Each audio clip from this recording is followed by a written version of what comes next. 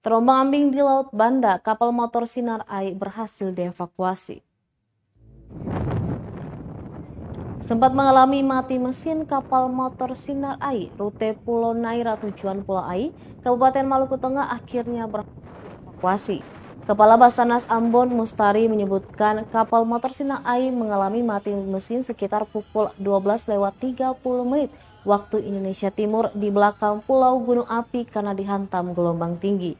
Pada pukul 14:50, kapal motor Sinar Ai berhasil ditemukan tim SAR gabungan dan seluruh penumpang berhasil dievakuasi menuju pelabuhan Banda dengan keadaan selamat. Mustari menambahkan saat proses evakuasi berlangsung, cuaca menunjukkan angin barat-barat laut 10 hingga 20 knot dan tinggi gelombang 1,25 meter hingga 2,5 meter. Proses evakuasi tersebut dibantu anggota Koramil Banda dan TNI Angkatan Laut serta masyarakat setempat.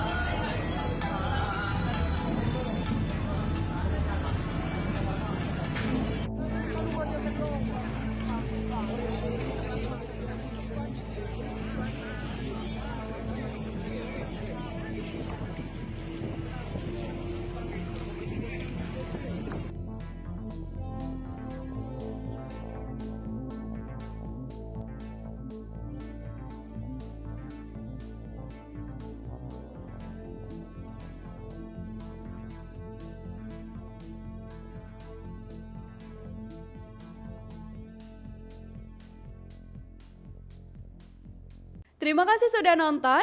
Jangan lupa like, subscribe, dan share ya.